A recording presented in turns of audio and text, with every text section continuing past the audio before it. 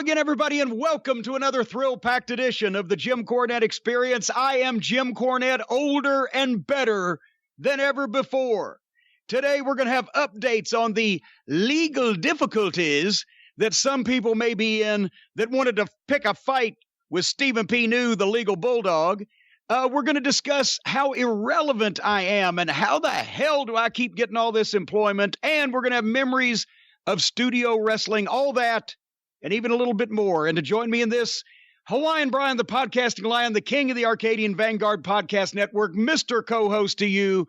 He's the former post office playboy, but now he's gone to FedEx because that's what they used to call his sister. When she went out on a date, she absolutely positively had to be there overnight.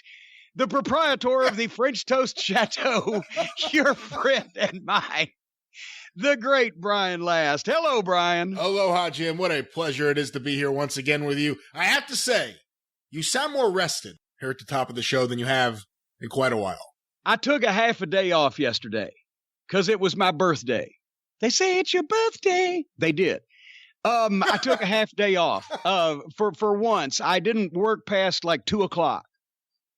And I'm and the big birthday dinner. First of all, thank you everybody for the tweets and the cards and the gifts for my birthday on September 17th. John Boucher, you're a madman. I can't even reveal the incredible collectible that he sent me in the mail that I just got to the post office and opened up. To get this, he had to break into somebody's house. I don't even know what the fuck. But John Boucher, you're fantastic. And my birthday's in December, John. Yeah, I'm sure he'll send you a card. But anyway, but thank you everybody for that, from in and out of the wrestling world on Twitter, etc. And had a spirited game of fetch the ball with Harley Quinn. Woke up with a big belly rub with Harley Quinn. Stacy was there too. No, I keep saying that. She's going to listen to this show while he's dead. No, nobody listened. You know, actually, I thought about that right before we started recording. I said, if I really sat down and thought about how many people are listening to this fucking show, I wouldn't want to do it because I'd be scared. Because we don't put any fucking effort into this, as you well know, or preparation or whatever. It's off the cuff, as they say. But anyway, but no, Stace and I and her sister Brenda, aka Lubby, was in town and also went to Carrabba's last night, where there was a feeding frenzy Dennis Corluzzo would have been proud of for the big birthday dinner. Carrabba's now has, and by the way, we're not even getting paid for this, but I feel that I must make mention of the shrimp parmesan that is now on the menu at Carrabba's, ladies and gentlemen, along with the incredible shrimp scampi, the calamari, and now you can add shrimp with that also, the incredible Italian chicken wings with the gorgonzola cheese dipping sauce, the sausage stuffed mushrooms, the meatballs, the sirloin marsala, the fettuccine alfredo, and then Stace and Brenda enjoyed their meal as well. How much did you eat? An embarrassing amount. But I'd been training for it. I fasted earlier in the day. It's a lot of shrimp. Boy, I tell you what, the shrimp store called, they're all out of you. Well, there you go. Or whatever the fuck it was. The shrimp store. Jerk store. It was the jerk store. Another Seinfeld reference. Jerk store is the answer that we were looking for. Anyway, and then, anyway, it was a wonderful day. And I didn't mention this a couple of weeks ago, but I guess I'll bring this up now. I had my annual checkup just a couple of weeks ago, the blood test and the doctor gives me the once over and does all the examination and everything. And I got some bad news in that he once again claims that I'm baffling science and there's nothing he can find that's wrong with me. He's not a psychiatrist. He's a medical doctor, but there's nothing wrong with me. So that's bad news for all you people. I'm 58 years old. I weigh 200 pounds. I'm lighter than I was in Mid-South Wrestling. I have no discernible illnesses. I'm going to be around for many, many years, you bastards. I'm going to torment you. I'm going to have you under my thumb. Anyway, I'm starting to fantasize. But anyway, so I'm in good shape. Good shape and got some rest. Speaking of which, the reason why I've been resting for the past month, if you have ordered from Cornette's Collectibles at jimcornette.com in the United States of America, anywhere for anything, the Behind the Curtain or anything else, through Monday morning, September 16th, you either have your package or it is in the mail now. We are caught up with everything domestically, and if you have ordered an international package since the on-sale date of Behind the Curtain, the incredible, best-selling, sold-out graphic novel that nearly killed me, I would say about 25% of the they're hearing this on Thursday, September 19th for the first time. Correct. I should timestamp this. Yes. I would say by now 25% of the international orders are en route, and the balance of everything after this good long weekend coming up, balance of everything will be out on or by Monday, September 23rd for anybody that's ordered anything internationally, these pesky customs forms. But it feels good to see the light at the end of the tunnel. The rave reviews are coming in. People are being understanding about the shitstorm we got hit with and have been patient, but everybody's getting their stuff. And they're liking it. And I should mention, don't even try to order Behind the Curtain from me because they're sold out, the hardcovers, but the soft cover edition that we've talked about, you can order from Amazon, from the better bookstores everywhere. Get it quick because we're having to go into a second printing. I've just been informed. They're selling fast. They don't have a handle on what's out there that's left specifically, but they already know they got to order more, and it may take, the supply chain may be interrupted. That's what I'm saying. So get it quick if you want to get it quick. I don't know what else to say. It's a recommendation. Is that a new take on the expression? Get it quick? If you want to get it quick. If you want to get it quick, yeah, because elsewise you may have to get it long. All right. And here's something that's not available anymore, except in numerous places that are soon to be in trouble on the dark web, as they say.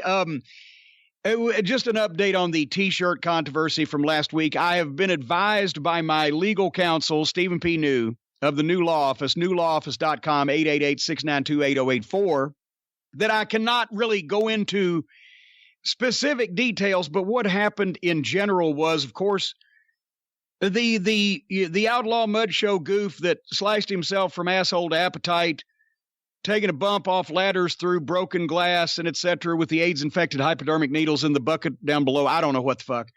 I think his name is Grover. I'm not sure. Grover, I think. Grover, something like that. Anyway. Grover? Rover, here boy. Anyway, what happened was when I made fun of him and his stupidity, and a lot of other people did too, joined in on it, he decided he was going to get even with me, and he was going to sell T-shirts of a very unflattering caricature of me with a very angry epithet using my name, actual legal legitimate name, on the shirt, and that was going to help pay for his fucking stupid medical bills. See, I see it as threatening, too, just because of the nature of the shirt, nature of the image, to be quite honest. It was a little grisly. It looked like the cover of Weird Tales or Tales from the Crypt. Yeah. In that genre. EC Comics. Yeah, very EC-ish, very EC derivative-ish. Anyway. William M. Gaines. Yeah, thank you. Just blurt out names. Pablo Picasso. Alfred E. Newman. There you go. Stephen P. New, by God. He's the one that got this shit shut down anyway. So I had asked my attorney, Stephen P. New of newlawoffice.com, 888-692-8084. I asked him, I said, Stephen, can they sell my exact likeness being butchered while they put this very unflattering slogan using my legal name underneath this and profit from this? And he said, oh, no, they cannot. And he shut that shit down that same day with some legal remedies. And as we know, Chris Robinson told us, all I need is a remedy to heal me. And that's what he did. He healed in on them and he shut that shit down. But they made a fatal mistake, Brian Last. Do you know what that mistake was that Grover and the rest of his outlaw crew of mud show buffoons made?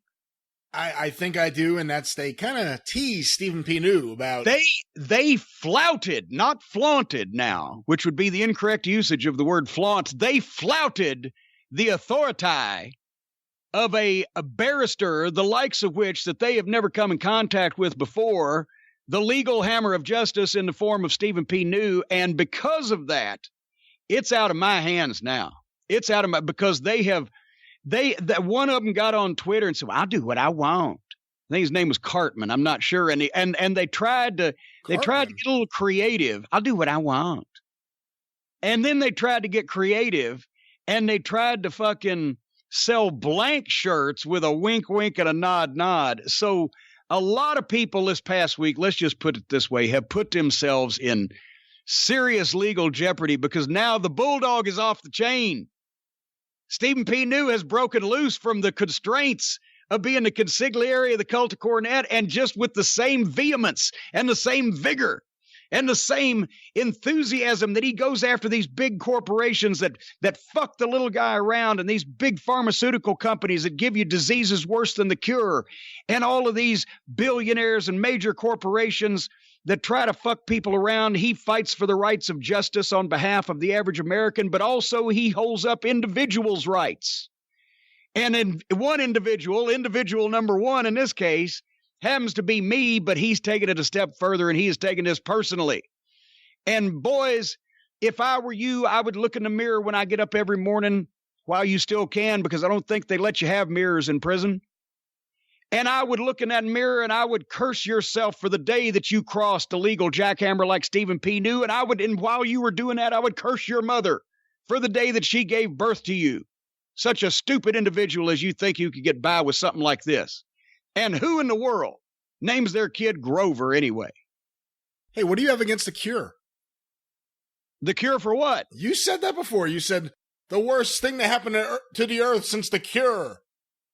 That's what you said. When did I say that? That's what you said about, 8 minutes ago when you're tearing down a Grover. I don't remember saying that. Okay, so you have nothing against the Cure. Go back. Wait a minute. Okay, here's what we're going to do. We're going to pause the program here. And you're going to go back and I'm going to tell you what you misheard as the Cure. Okay. So we're going to stop the tape right now. We will come right back. We're going to go back and we're going to cue it up and then we're going to listen to it and then we're going to react to it. Okay. We will be right back, hypothetically, in a moment. Okay, Jim, we are starting the recording back up. I believe we have located the approximate time on the recording this would be. So hold on 1 second. And we will see if you did indeed said something bad about the Cure, the very fine, I guess we could say new wave British band. New wave British band, yes. Sell blank shirts with a wink, wink and a nod, nod. So a lot of people this past week, let's just put it this way, have put themselves in serious legal jeopardy because now the bulldog is off the chain. Stephen P. New has broken loose from the constraints of being the consigliere of the cult of Cornette, and just with the same vehemence and the same vigor and the same enthusiasm that he goes after these big corporations that fuck the little guy around, and these big pharmaceutical companies that give you diseases worse than the cure, and all of these. There it is. Worse than the Cure. Yes.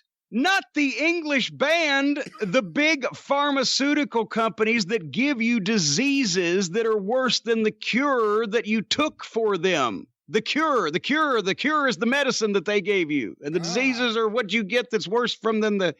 I didn't say that right either, did I? We're both idiots. Yeah. Because what you're thinking is I'm talking about a goddamn obscure new wave fucking British band. Well, hold on now. I wouldn't say obscure now. Let's not. And actually what I meant to say was they give you diseases from the cure that are worse than the cure of the disease you were taking from the Oh, just forget it. They're a very fine band. They have great songs. Great singles. What's with all these complaints about sax and violins on television? Anyway, speaking of television, I've got a new TV show everybody ought to be watching, and it's almost over now, but I'm sure they'll rerun it or they'll sell the DVD set. I bet you don't even know about this. I love Ken Burns' documentaries. Yeah. Ken Burns is amazing documentarian. What is he? He's done the Civil War. He's done baseball. Baseball, yeah. He's done a variety of, and even if I'm not a fan of if I'm not a baseball fan, I'm a fan of the evolution and the history of baseball, documentaries and facts with all the old time footage and rare photos and things. On PBS, it started, I think, this past Sunday, and it's going till this coming Monday. 7-part series on the history of country music, imaginatively titled Country Music. But it's fucking phenomenal, and you would love it too, because you don't have to. I'm not a fan of country music as a brand of music, as a product, but I'm a fucking tremendous fan of the country music as a business and the history of it, because it was so fucking fascinating. And it has parallels. The way that it evolved in the 20th century has parallels to a lot of different types of entertainment and wrestling. It's a fucking cool series that everybody should be looking at, but it's like 2 hours every night for 7 out of 9 nights. So it's a fucking 14-hour, and there's no commercials because it's PBS, but it's fucking, they even have, not only the original recordings and old family pictures and stuff, but they had a segment on radio station XERA. Are you okay, Mr. Music? Identify radio station XERA. I'm not sure. That's out of Texas, isn't it? No. Examine the call letters. XERA. Mexico, across the river from Del Rio, Texas. The first episode was all about Jimmy Rogers and the Carter family, obviously. The beginnings of recording hillbilly music, and the first executives from recording companies that went and tried to find the authentic folk and blues and hillbilly music, and it came from the old, Scotsmen and Irishmen that had immigrated over as well, et cetera, et cetera. But then the second episode, they really kick it in, and they did a piece on XERA radio where this guy, and I can't remember his fucking name, but he was an executive. He moved to Del Rio, Texas, and went across the border into Mexico and built the first outlaw radio station. When in the United States, like WSM in Nashville, it was owned by an insurance company. Their call letters, We Shield Millions. And there was at WLS in Chicago, was another first clear channel 50,000 watt radio station in the United States in the late 20s.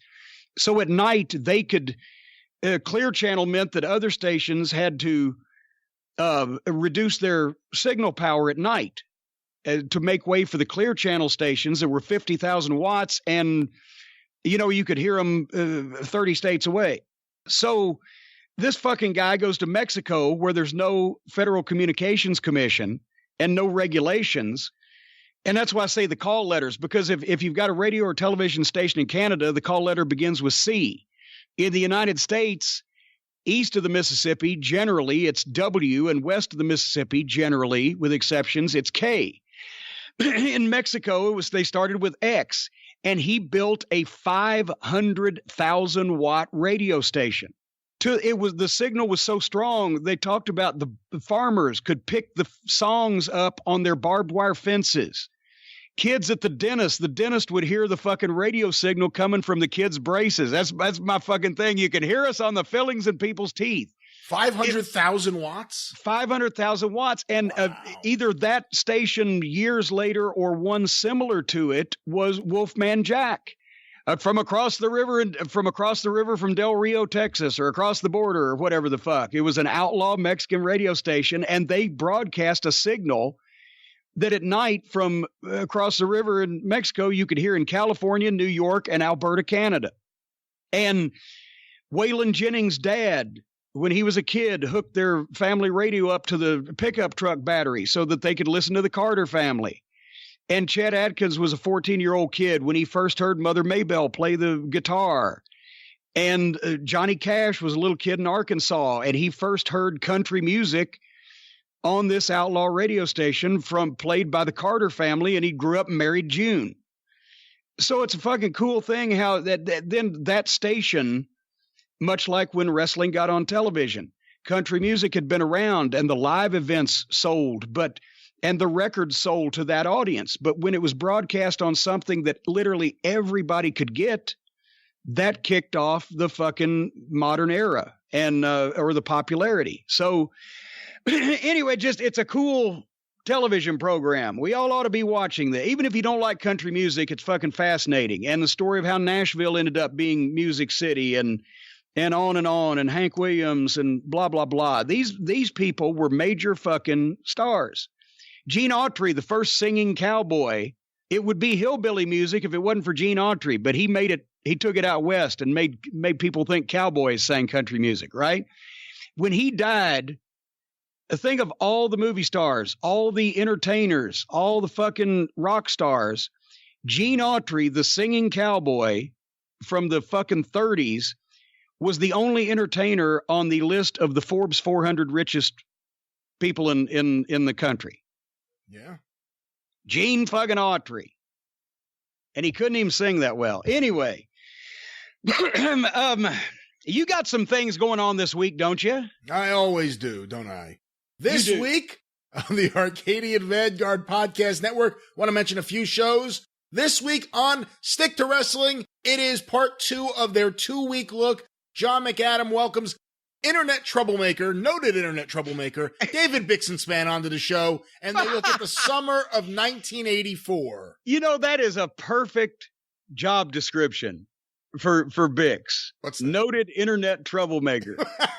Well, Bix and John McAdam talk about the summer of 1984 all over the wrestling world. Hear it today at McAdamPod.com or available wherever it is that you find your favorite podcast. Want to make mention, Breaking Kayfabe with Baldwin and Barry have begun a new series on the show. So many people remember Jeff Baldwin's top 100 matches of the 1980s. He had infamy from that list being in the infamy in the Wrestling Observer yearbook. And now him and Barry Rose are going to go back and look at the top matches from the 1990s. He never did a list. So he's taking suggestions. He's looking at matches. Do you have any suggestions? Any match that you think stands out that most people wouldn't point to from the 1990s? Or is there one Smoky Mountain match they should look at?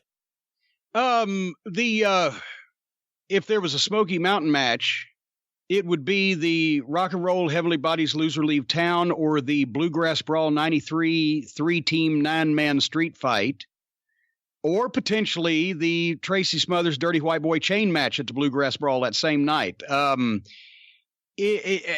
mean, besides the usual suspects, the 90s also takes into account Austin and Bret Hart at WrestleMania, and the ladder match was Michaels and Razor Ramon.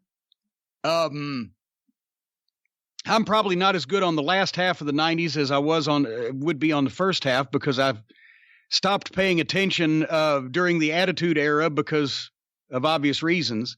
But what else did you mention? Where do you stand on? Let me ask you about another Smoky Mountain match, because I was there live and it was fantastic. Where do you stand on the Thugs versus Heavenly Bodies 95 Knoxville? Ah, shit. Well, yeah. Well, and Shawn Michaels and Buddy Landel that same night. Yeah, that's another one. If you're doing a list of if you're doing a list of the best matches of the 90s, that has to be on the list. That was such an important match.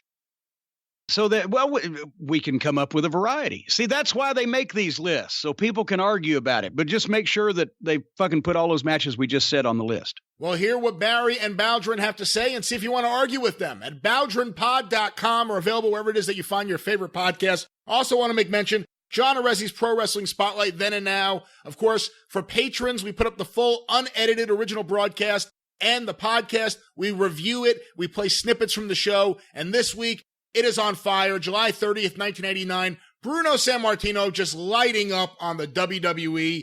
He is, or I should say WWF. He's fed up. He doesn't care. A caller asks him if he really thinks he could beat Zeus, and it just triggers him off. And he goes crazy. Plus, Dave Meltzer. Hear Dave Meltzer in 1989, 30 years ago. Hear him talking about the Great American Bash, one of the greatest pay-per-view events, if not the single greatest pay-per-view event of all time. Wait a minute. What did he say about the Dynamic Dudes versus the Skyscrapers? I don't remember him specifically reviewing that match on this episode, but we can go back to the Observer. See, that's when everybody started talking about the Great American Bash 89, greatest pay-per-view of all time, and I went back and watched it. I said, okay, you got to take the chaff with the wheat, or whatever that old saying is. And there was a couple of clunkers on it. Anyway. Well, I'll tell you this. I'll give you a controversial statement. I'll take that match because of the way the crowd was reacting to Sid. It became a spectacle over the Brian Pillman Bill Irwin match. That match, to me, was rough. Yeah. Well, and despite a cool finish. Yeah, but when I was watching it, I got the thought. I said, you know what? Bill Irwin is there in the position, and I always liked Bill Irwin. But Bill Irwin is there in the position of he's the veteran that should be the one to get this young rookie over because they clearly want to push him, and it was designed to get Brian over.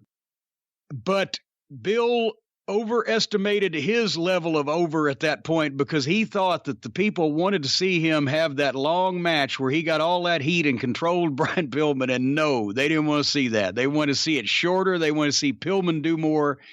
And Bill Irwin, in that instance, should have turned into Bobby Eaton because he just took too much and too long. And he was wanting to get pushed too, and he was trying to stay over, but it was too much about Bill and not enough about Brian. See, the other thing about that pay-per-view you got to remember, from let's say match 4 or so on, every match is excellent, but every match gets better than the one before it. Well, that's the way it's supposed to. It just keeps building. Even your match with Paul Lee, it's good for what it is. It's great for what it is. Well, as a matter of fact, and plus we benefited by following the fucking skyscrapers and the dynamic dudes, which the people just fucking hated. So they were like, oh shit, people we care about and we know what they're doing.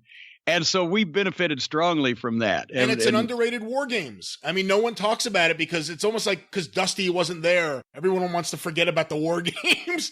But it's like a great War Games. It's a really, really great War Games. And it's a fun War Games. And it's why you are you Hey, you should have been in it if you think it was fucking fun. Hey, you were outside the cage, Cornette. I didn't see you jumping in there. Yeah, that's because my fucking knee was swollen up the size of my fucking ass. I couldn't hardly. That Paul Lee was in an athletic match. He was running all around the ring.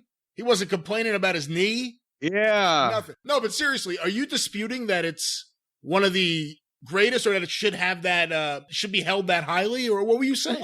Well, the thing is, there was half of the matches were very good to great, and the other half weren't that great.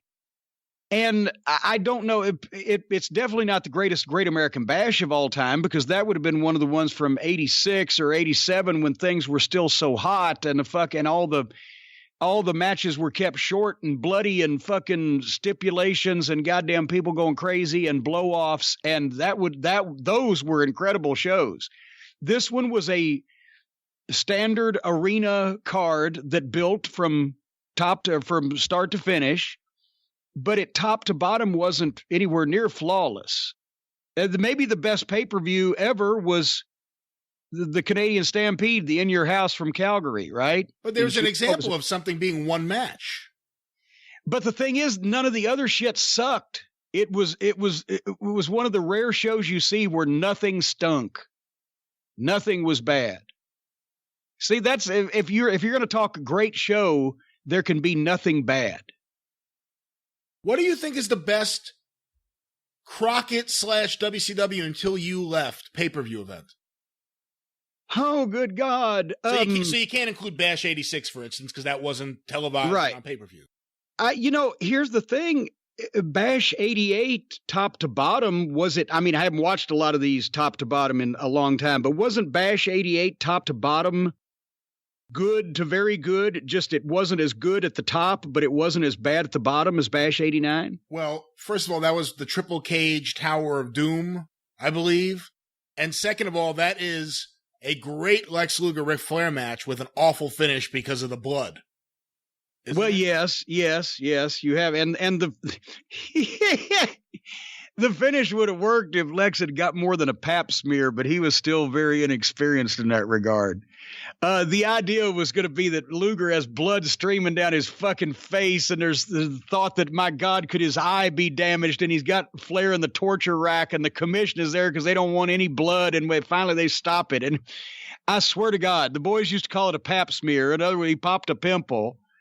And he had this little trickle that you couldn't really see except the close-up TV camera. The people in the building had no idea he was even fucking bleeding, and they stopped it. And it was, yeah. And he was so blown up that his body was turning red. So you couldn't even discern where the blood was. But yes, hear more about this at pwspod.com. See, now that's an old timer like Ole could have saved that finish because he'd have just fucking got Lex and hard-weighed him, and he'd have been bloody enough they'd have believed the stoppage.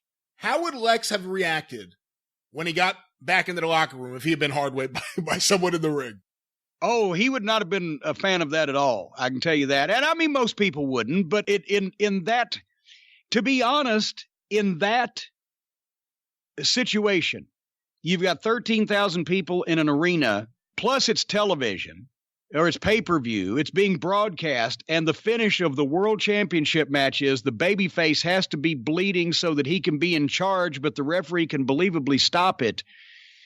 If that had been Ricky Morton, Ricky Steamboat, Magnum TA, whoever the fuck they would have called a hard way. Because they would have said, we can't do this, right? But it was more modern times. Like I said, pwspod.com, or look for John Arezzi's Pro Wrestling Spotlight then and now, wherever it is that you find your favorite podcast. And of course, the 605 Superpodcast, the Mothership! I'm in good health and I scoff at your scream today. That seemed especially loud today, I must say. Did you do it closer to the mic than usual? But anyway. Let me try it again. No, go ahead. Episode Get 100. this plug out of the way. I'm trying, goddammit. Episode 100. I swear it is almost done. Isn't that right, Jim? You're doing good. Anyway, thank you to everyone who's been going through the archives, and thank you to everyone who's been buying T-shirts and stickers and everything from the store. Really do appreciate it. It truly is almost done.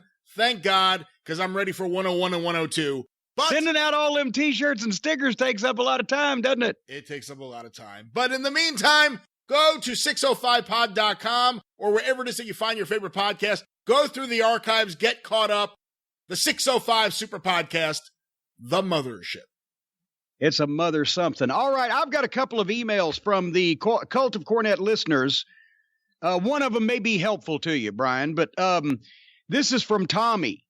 I was going to read it earlier, but I forgot. But it's about the Behind the Curtain book, because he's one of the lucky people that was able to get his on Friday the 13th. That came in the mail, and he says, this titanic tome, personalized, packaged, and put in post by the perpetually pissed off pontificator of poisonous promos and purveyor of pro-Ken-X pummelings, the keeper of kayfabe, the town crier of Outrageville, not Olivier, is a wonderful collection of little-known but much-needed historical note about this anarchic anachronism in the annals of athletics wrestling.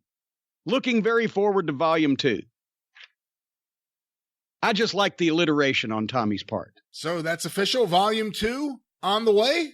Well, no, Volume 1 is still selling, so I'm sure there will be discussions in that realm, because you don't do something that sells like this and not do some more of it, but we'll see. Don't you think you should do a kid's book? Something for kids? Yeah, a little Billy Dumbfuck and all the dumbfuck kids next door that Mr. and Mrs. Dumbfuck keep running around, letting run around on my lawn, like those kids. Or maybe you shouldn't do that. Now that I think about it. No, I like children. They're a little tough unless they're cooked properly. But I've got an email from David. I won't give a last name just in case people are looking for him. But David is trying to help you out, Brian, because, you know, over the past few weeks, we've been trying to win this $100,000 through my bookie. Yeah, because no help from you.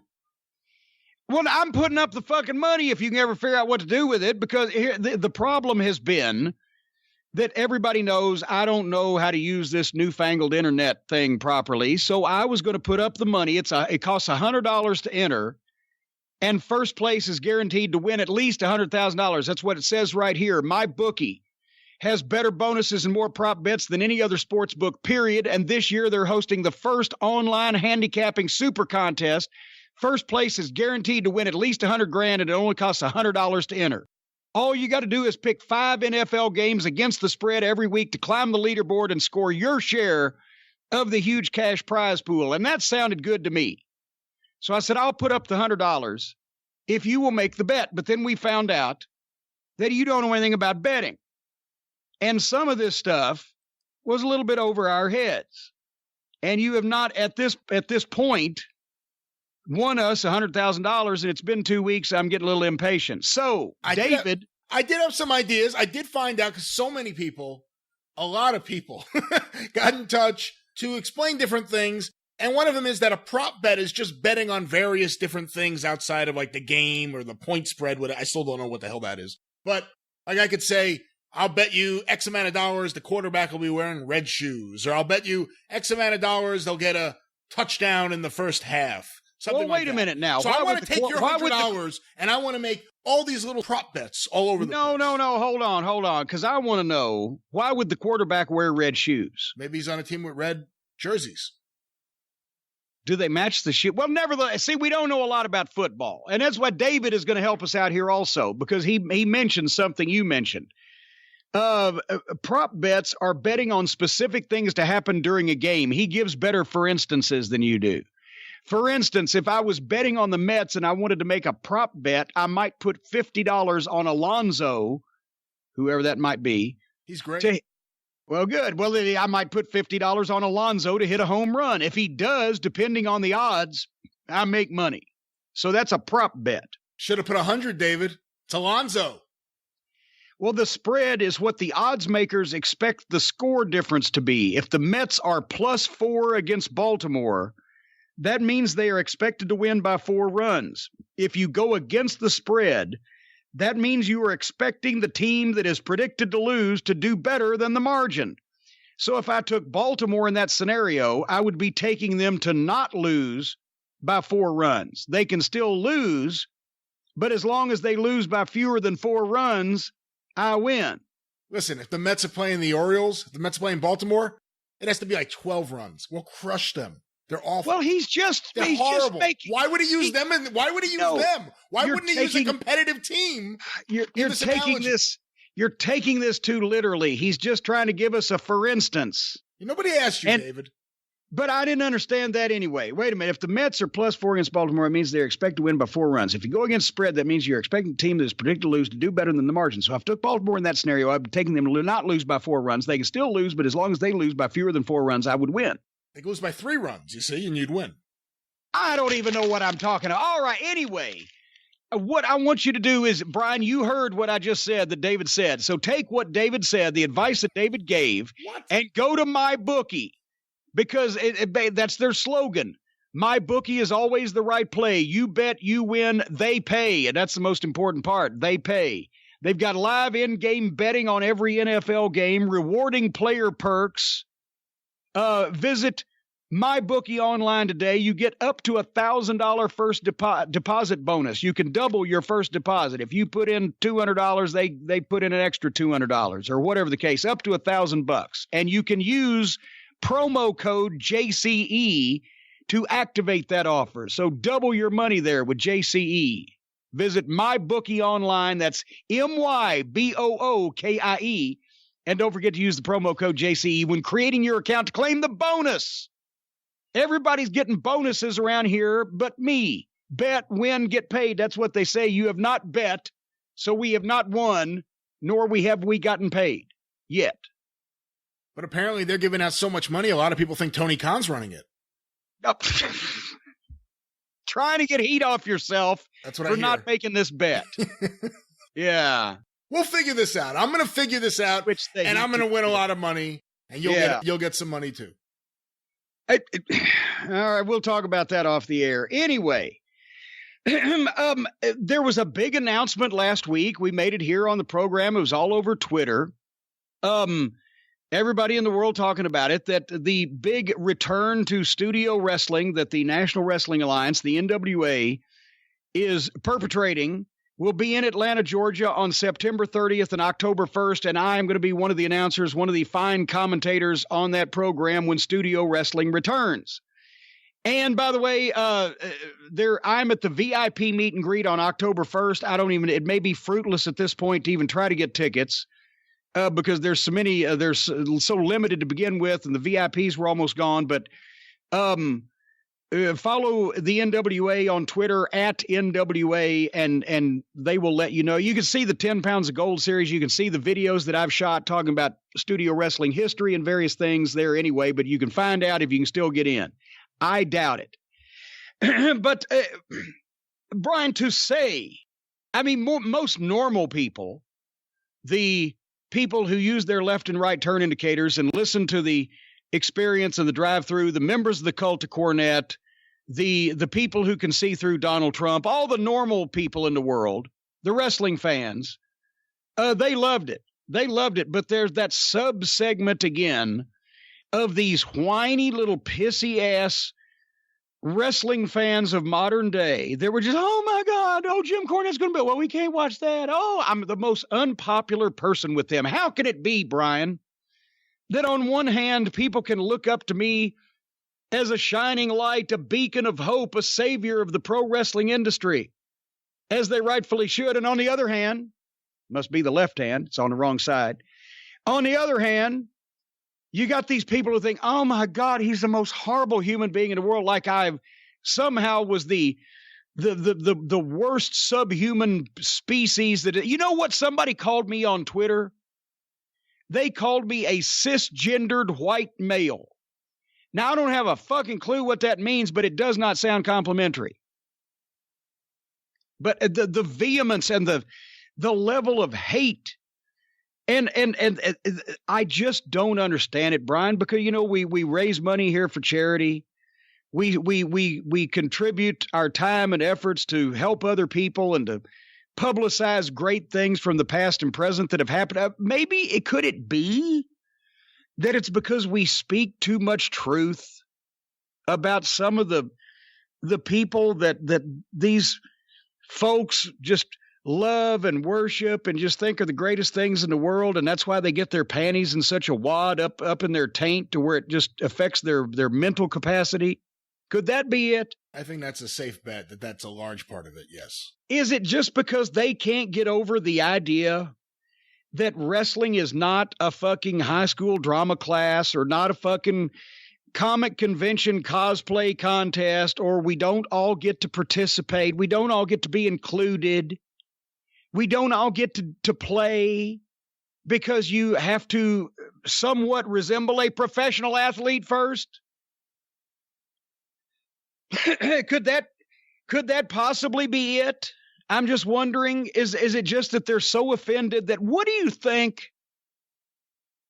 Let's say the Delta airline pilots. What do you think that they think at the airline pilots lounge there in the Atlanta Hartsfield International Airport, when there's those Delta pilots sitting there and they've been flying planes for 15 or 20 or 25 years, and along comes the kid that's been watching TV and seeing people flying planes, and now Delta's decided, well, everybody should get to participate and to play and to live their dreams. So we're going to have little fucking Grover from Shitheel, New Jersey. We're going to let him fly one of our 747s. What do you think the rest of those pilots would say?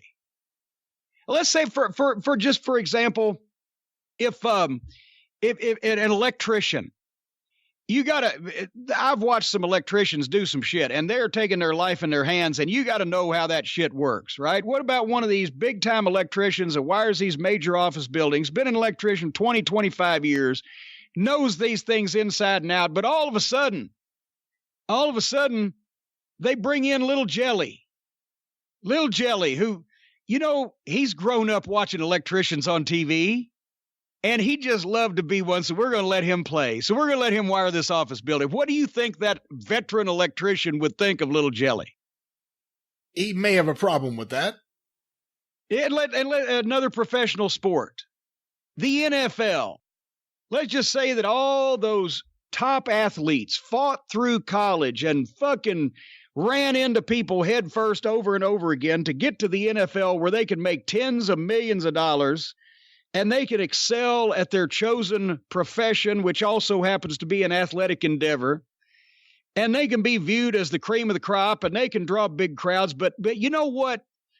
A lot of kids grow up watching football on television, don't they, Brian? And I bet you some of those kids would like to be football players, but genetics let's just say that the Dallas Cowboys just decide, everybody should get to play because we want everybody to live their dream. And football's an art that everybody should get a chance to express.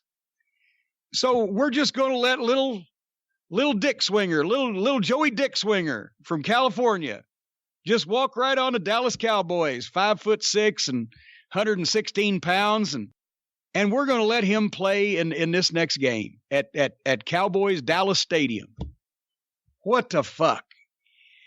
So I guess maybe that has part of it, but I got to started thinking, Brian, a lot of people are saying this, and, a lot of people say this.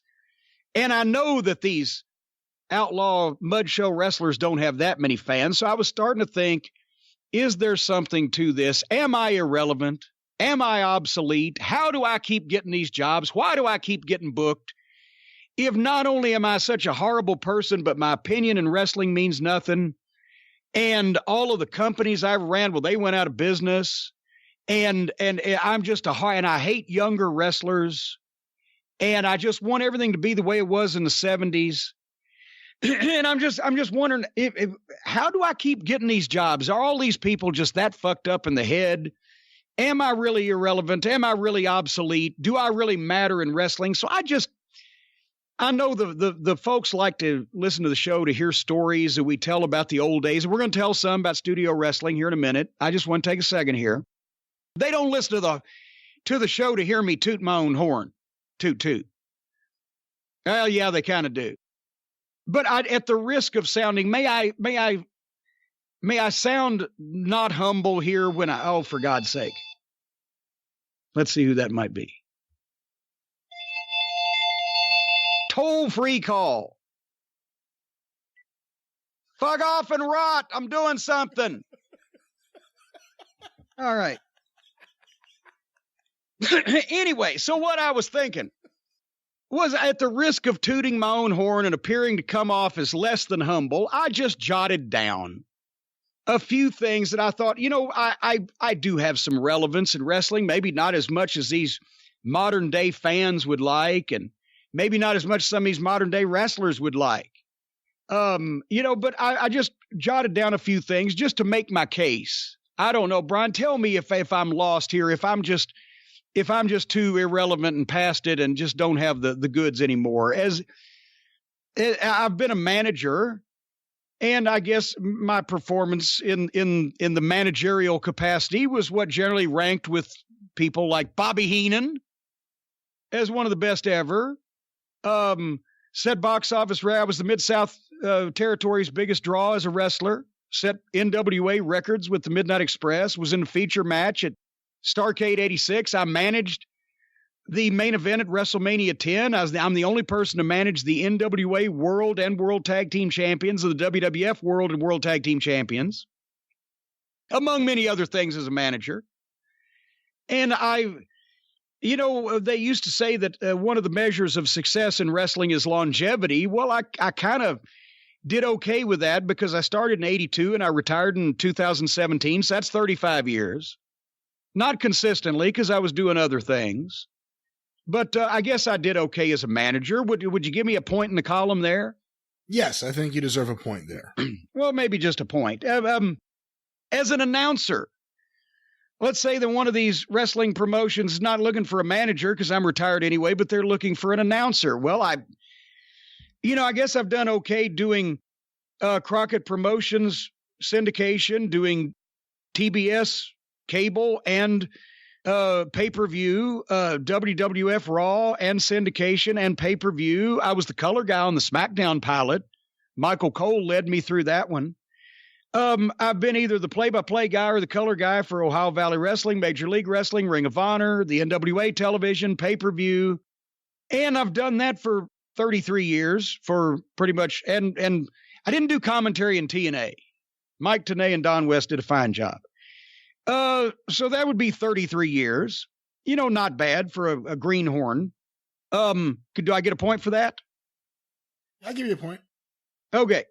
As booker, Besides the WCW creative team, I was appointed by Ric Flair, or the WWF creative team, where I was chosen directly by Vince McMahon, or when I was a Ring of Honor creative with Delirious. I booked Smoky Mountain Wrestling for 4 years and OVW for 6 years solo. So that's 500 plus solo hours of television, 1,000 plus live event house shows over a 23-year period, until I determined that I'd rather have my balls nailed to a step stool than book any more wrestling.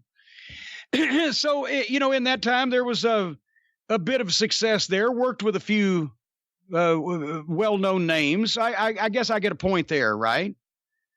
But nobody wants me to book anymore, and I don't want to book anymore, believe me. So maybe a TV producer, since I've produced television, and back in the old days, they didn't call them producers. You just basically took the format of the show and told the talent what they needed to be doing, and then told the production crew how to shoot it. But we'll call them producers now. I've done that for WCW, the WWF, Ohio Valley Wrestling, Smoky Mountain Wrestling, Ring of Honor, TNA, Major League Wrestling, the NWA, various broadcast, syndicated, national cable, pay-per-view, etc. programs, produced promos, given finishes, helped lay out angles, matches, and worked as an interviewer with the talent that I had produced earlier. So, I guess one of those things is, since you got somebody that can do a couple of different things, it's cheaper. So maybe they hire me to save money. But maybe it could be because of the extensive post-production and live television and remote shoot experience that I've had over a 30-year period. Do I get a point for that, Brian? You get another point. Are you keeping track of these points? As a promoter, let's say they just wanted some ideas. I was, as an actual owner-operator, Smoky Mountain Wrestling, yes, as everyone mentions, went out of business after 4 years, having spent approximately 20% as much money as Paul Heyman did in ECW when he went out of business after 8 years, and without owing anyone any appreciable amount of money. But yes, I started it from scratch, ran it for 4 years, did high local TV ratings, 201 hour episodes of television, 500 house shows, and drew 3 crowds of 4,000 plus people, in a wrestling recession. But there was OVW, 6 years as WWE's lead developmental program, the most successful local promotion in the country. At one time in the early 2000s, it was the only profitable wrestling promotion in the country besides the WWE. I booked, did play-by-play, and produced every television, developed the Six Flags deal, sold sponsorships and TV primetime specials, and at the height, besides the Six Flags events, over 3 Gardens shows in 12 months, we did 12,000 fans and 150 grand at the gate. So, but I was only an actual active promoter / owner for 12 years out of that period of time. So I'm really still a greenhorn. And I know everybody says I hate the younger wrestlers. Brian, you have heard me for 25 years cuss young wrestlers that nobody has ever seen or heard of. I would never dream of putting young guys either on television for the first time, or getting them jobs with major promotions for the first time, or going to bat to get them booked, like guys like Mark Calloway in WCW and Mick Foley in WCW and the Fantastics in WCW. That's a long time ago, Jim. You haven't advocated for anyone in at least the last 10 years. Well, I was going chronologically. Oh. I was starting there, and I was going to go forward a little bit, but that was just in the 80s in WCW, and of course everybody remembers. I guess everybody remembers. I was the one to talk Dusty Rhodes into hiring Paul Heyman the first time, so that we could do the original Midnight angle, because until I had sold Dusty on the idea that we needed to turn all the way babyface and do that after the Horseman thing, then we would have been stuck working with the Fantastics again when half the people were cheering us and we'd already done the angle. And Dusty Rhodes, to be quite honest, not knocking Paul, in 1988, wouldn't have known Paul Heyman if he'd have run over him with his pickup truck, and would never have brought him in because it would have been too close to me unless I was the babyface on the other side. So I got Paul in. I was just going to say, Paul has always said that Dusty knew him because he went down to Florida and he sat in on a booking meeting when no one knew who he was. And then Dusty pulled him out and said, "Who are you? Why are you here?" And he said, "I'm here to learn from you." And that Dusty always liked him from that point on. Do you know? Yeah, well, he was down in Florida for a little while, but at the same time, that was when Dusty was primarily working in Charlotte when Paul went to Florida. That's true. Because that's when they bought the Florida territory. But at any rate, I'm sure Dusty knew who Paul Heyman was, and that may have been more reason why he wouldn't have brought him in unless it was to work opposite me, because he already had me. In Smoky Mountain Wrestling, Lance Storm, Chris Jericho, Glenn Jacobs, Chris Candido, Tammy Sitch, Al Snow, the Heavenly Bodies. Obviously, people knew Tom and Stan, but Jimmy Del Rey, the Headbangers, the Gangstas, the Hardy Boys. I had the Hardys on my TV, Bob Holly. In the WWF, I mean, make a fucking list. But from I was there a couple months, Crash Holly. Not a lot of people know that maybe these days. He was Aaron O'Grady, the happy-go-lucky leprechaun in All Pro Wrestling in San Francisco. But he fucking could work his ass off. So I got him to watch his tape, and Roland Alexander was pissed because he was trying to get Michael Modest and Donovan Morgan spots because they were his trainers and top guys. But then they were fine and they were excellent talents, but they weren't interested in them in the WWF. But a guy like Holly could move like that, even though he was that size. He carried himself well, strong as a bull. It worked. Ring of Honor, I got a whole promotion of unknown wrestlers, TV-wise. That was the whole idea. Joe Koff asked me one time, well, if this doesn't work out with Kerry, and why don't we might just start our own wrestling promotion? And I told him, you can't, because at that time, the only between who was under contract to the WWF, WWE, and who was under contract to TNA, and who was under contract to Ring of Honor, the best proponents of the style that we wanted Ring of Honor to perform were already working in Ring of Honor. Davey Richards, Eddie Edwards, Roderick Strong, the fucking Briscoes, and we picked up, and Delirious was always looking for new guys. Adam Cole and Kyle O'Reilly from the start, when they were 19 or 20 or whatever, we targeted them to move up over a couple-year period. The problem with the young wrestlers who are so upset that I hate them is because they're not serious about their fucking business, just to be quite honest. We found guys that were serious about the business. And so in Ring of Honor, I viewed that as a whole promotion of unknown wrestlers, because as long as they had not been portrayed in a negative light or as losers on television, it could be a brand new product. And it was but then you had to get stars to put them over, guys that had WWF or national TV credentials and could still go at that level, the Haas's and Benjamins and Rhinos and Lance Storms.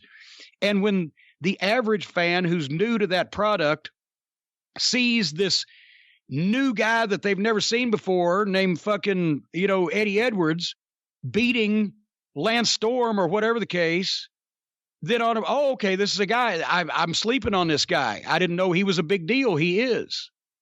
You have to do that. You have to have a mixture. But, and I'm proud to say that Bill Behrens was handling his business, but I'm the one that signed Jay Lethal in Ring of Honor because he was one of the most outstanding performers in the business at the time, and he still is. And I wanted him to be a part of that. As far as Ohio Valley Wrestling, we've blown that horn many times before. Everybody from Cena on down, whether they were signed by the WWE and sent there, whether we found them in our camps, I was a proponent of all those guys that took the business seriously and could learn and respect it and get over. And so as trainer and talent scout, 31 years, not bad, not bad. Do I get a point? Give you a point. Just a point? Okay. Here's what, as a wrestler, people say, well, he's just a fucking manager. He ought to have to take the bumps, blah, blah, blah. As a wrestler,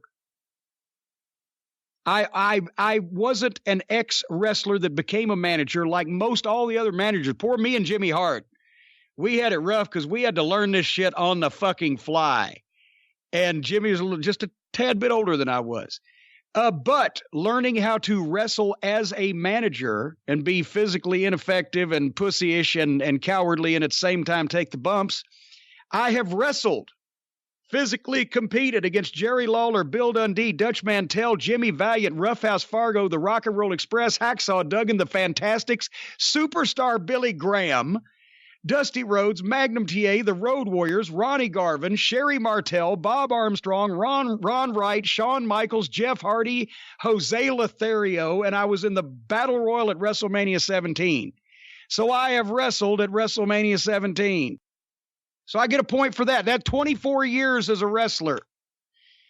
As a writer, let's say you need publicity. Let's say you need, I'm not talking about one of these fucking idiot writers that claim to be bookers. I'm talking about a writer for magazines and books, publicity, press releases, program material. From the time I started doing that until the time I just finished my last magazine column, it was 2 months ago, 43 years experience in all types of wrestling writing and publicity. And of course, for only a mere 6 years, I was one of the best photographers in the wrestling industry, but from the ages of 14 through 20, competing with grown adult type people. As a historian, I have read, studied, analyzed, memorized angles, finishes, programs, stipulations, histories of talent, territories, etc. for 46 years. I have been taught by, mentored by, or influenced by working directly with Jerry Jarrett, Jerry Lawler, Bill Dundee, Bill Watts, Ernie Ladd, Bobby Eaton, Dennis Condrey, Stan Lane, Dusty Rhodes, J.J. Dillon, Ric Flair, Jim Ross, Kevin Sullivan, Terry Funk, Vince McMahon, and Pat Patterson. How many points have I stacked up yet? Have we been keeping track? We haven't, but you've got like about 8 or 9 points.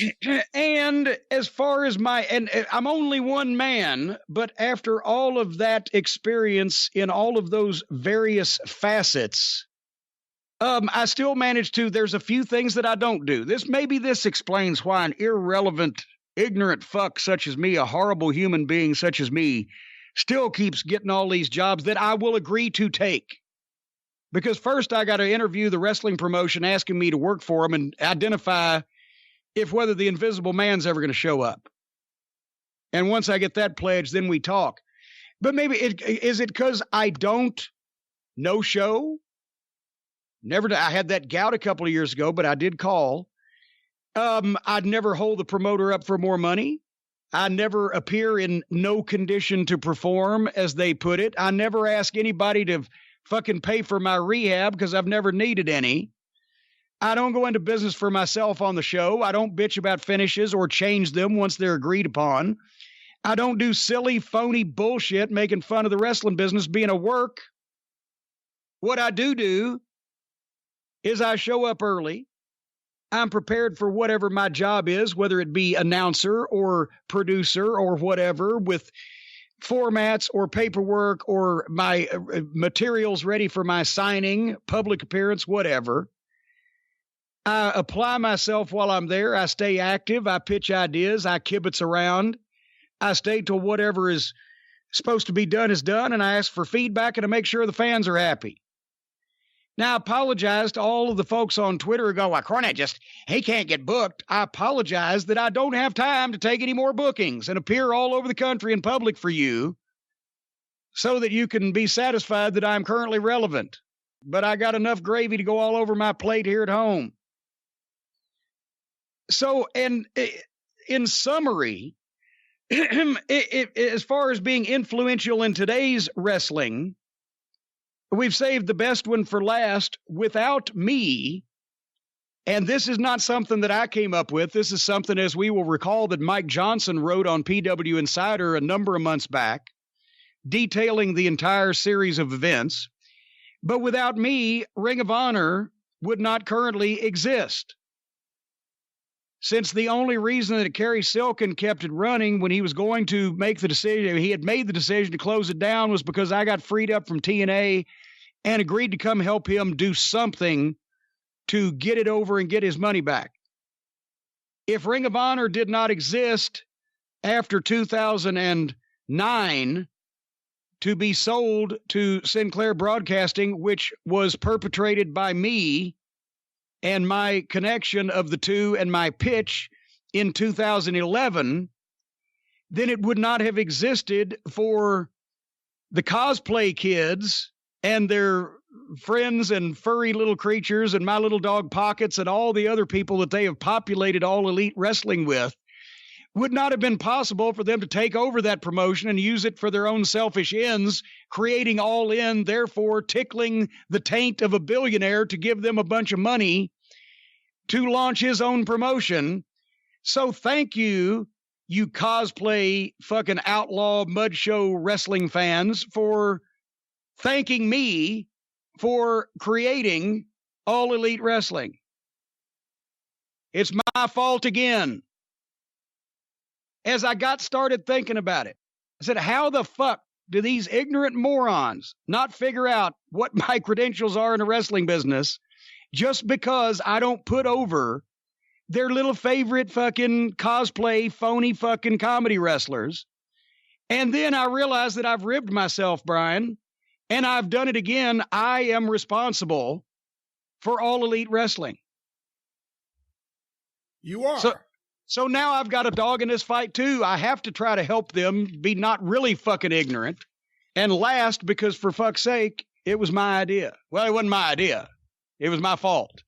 Yeah, let's clarify that, please. Yeah, let's clarify that. It was my fault. So thank you. You're welcome, cosplay wrestling fans, for your All Elite Wrestling that I have allowed to exist. That's how irrelevant I am in the world of professional wrestling.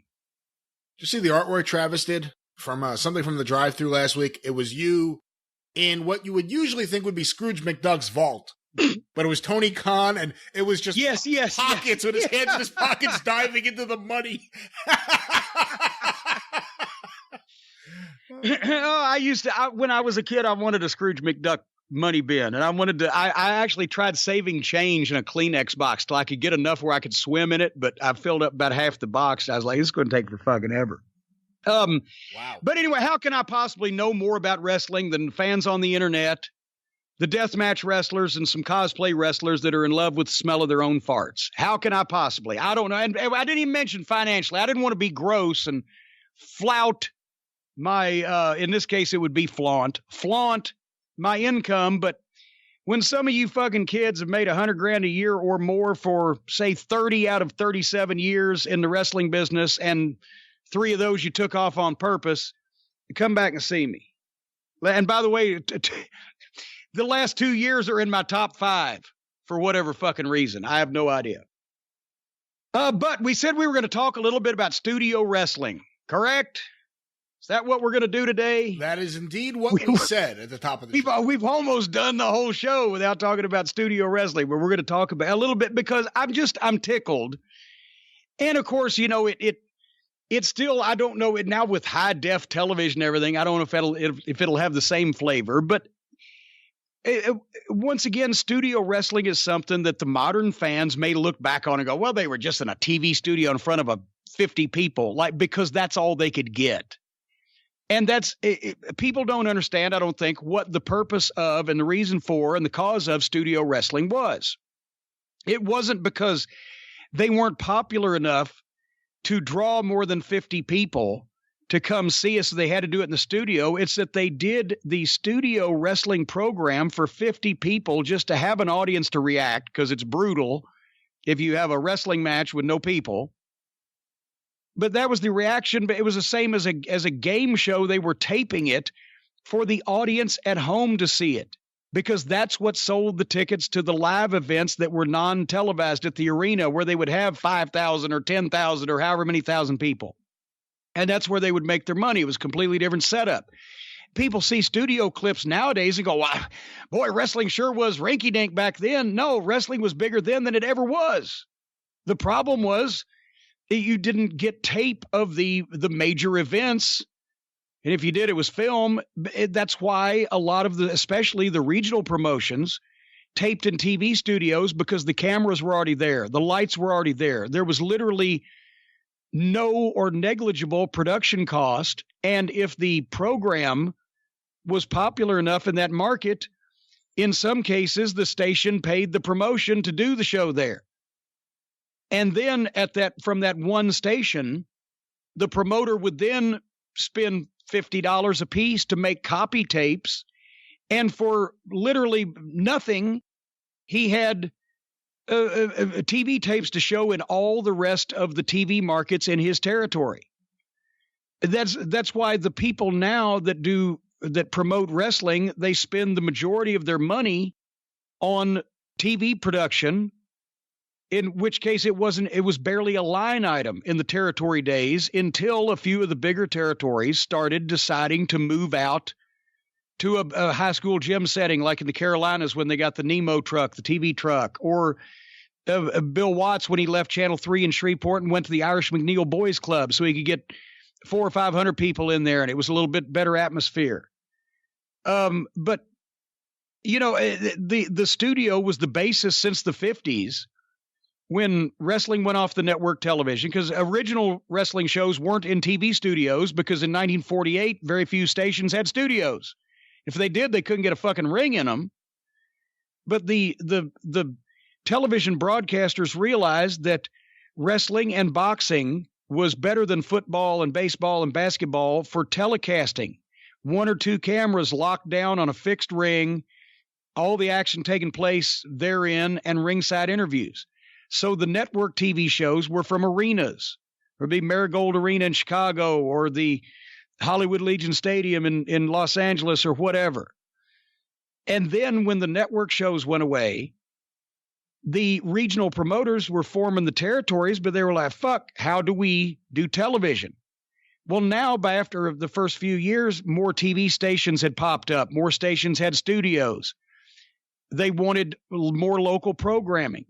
So the promoters, and Jim Barnett gets credit for it because he did it tremendously in the Midwest, but we know Lance Russell was doing a studio wrestling show in Jackson, Tennessee in 1953, right? So it was around, but all the territories pretty much ended up getting a studio show. The one they never taped in a studio in the WWF. They always even in the late 50s they did the Capitol Arena, right, or Turner's Arena in Washington or something like that. Yeah, but I mean, even the Hamburg and Allentown tapings, and before that the Philadelphia Arena, they had that studio feel. It's just they were more of a tiny arena as opposed to a studio seating 100 people. But everywhere, and these studio wrestling programs were the highest rated programs, local programs in most of these markets. Normally, your highest rated local program will be your local news. We know for a fact that the Memphis wrestling program beat those numbers, and a number of other programs have studio wrestling, because they had all the biggest stars in wrestling that would go to these tiny studios and do these telecasts that would then be turned around and bicycled to the other stations in the territories over and over all across the country. The top guys usually didn't get paid for television. Job guys might get $25 or $40 or whatever, and the stars didn't get paid at all, because the promoter said, well, this is promotion. You're appearing on TV to promote yourself, sell more tickets at the arenas so you'll get a bigger payoff. So for most of the studio wrestling programs, they didn't pay the wrestlers. They paid very little, if anything, for production. Sometimes, especially in Memphis's case, the station paid them. They had no rent on a facility, and all they had to do is pay the guy to bring the ring in and haul it in and set it up.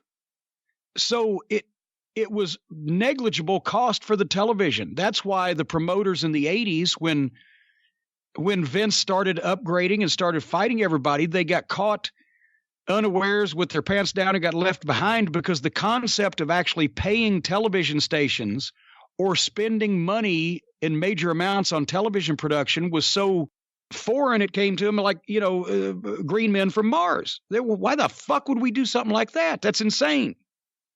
But like I said, the ratings, the television stations, and I mean, the AWA show, how popular that was, All-Star Wrestling in Milwaukee with the Crusher, and Minneapolis, St. Paul, the Twin Cities, all those AWA cities from that little studio. And it was a crummy show as far as wrestling, because Vern was way back in the 50s. They did one angle a year. But the promos were the best overall anywhere in the you had Bobby Heenan and the Crusher and Mad Dog Vachon and Baron von Raschke and, on and on, Race and Hennig, the Valiant Brothers, Superstar Billy Graham. The ratings were huge. In Memphis, I have documents.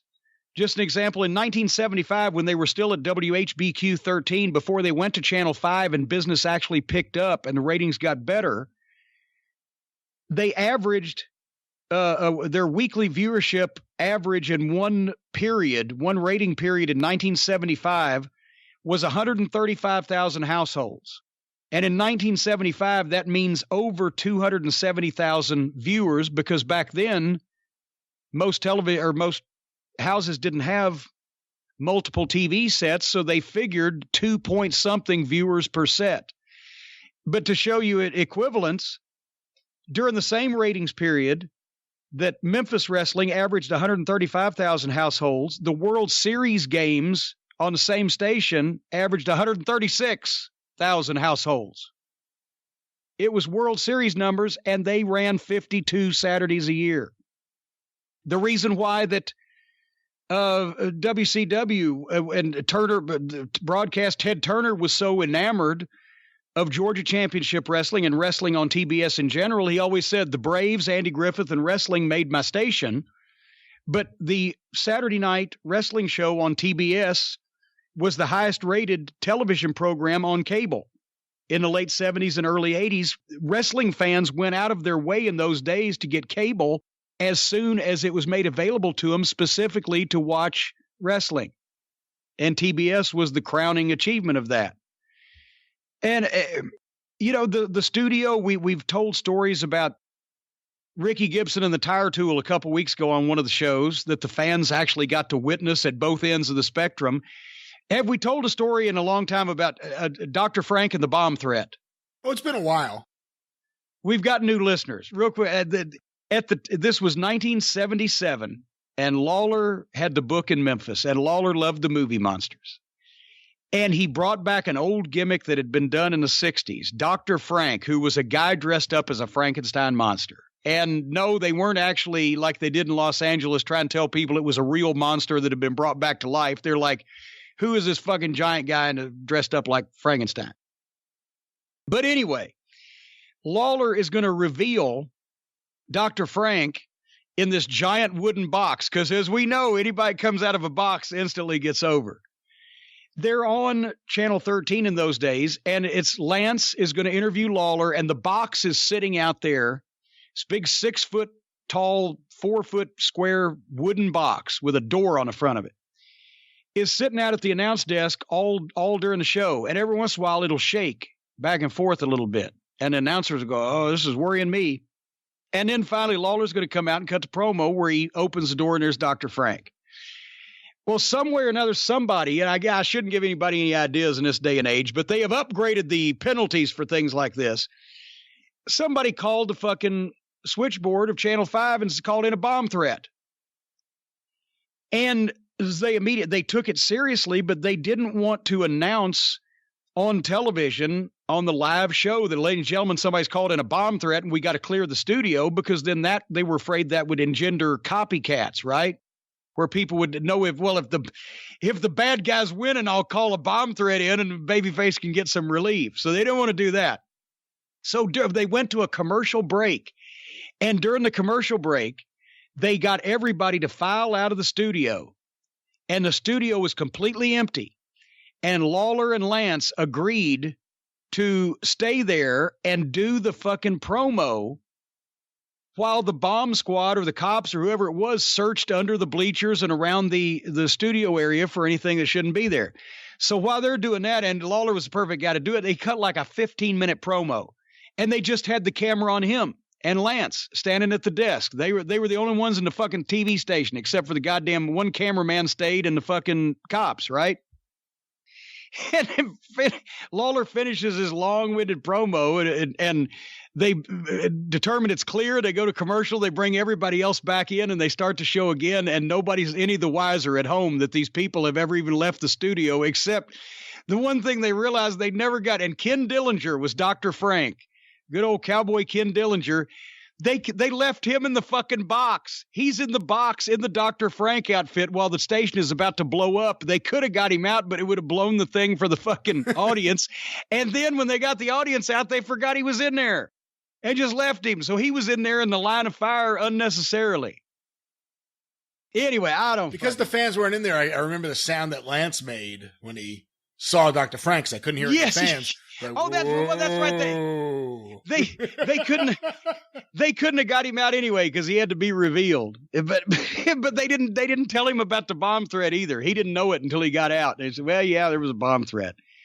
In Atlanta, the famous story, I wish there was tape of this. Obviously, there's not. Mario Galento went into business for himself one day and chased the assassins, Jody Hamilton, Tom Ernesto, out of the studio with a real double-barrel shotgun.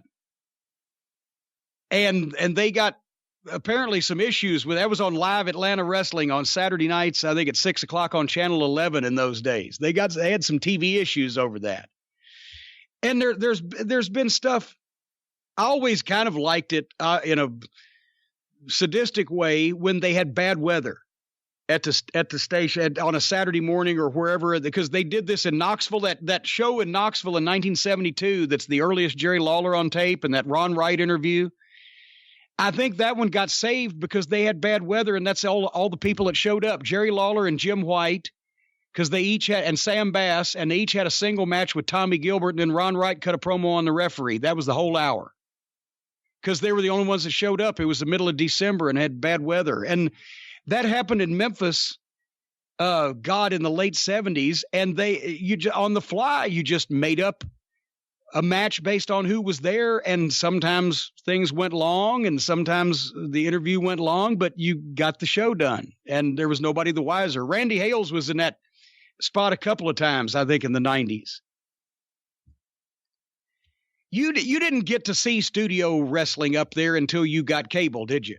By the time I started watching wrestling on cable, studio wrestling was over. WCW was in center stage, yeah. So I never got to see it until I started tape trading, and I fell in love with it. I think it's the perfect format to present professional wrestling in terms of the squash matches, in terms of the way the promos are, the way they're shot, the way the guy is, the way the crowd reacts to everything. It's the perfect way to get someone over.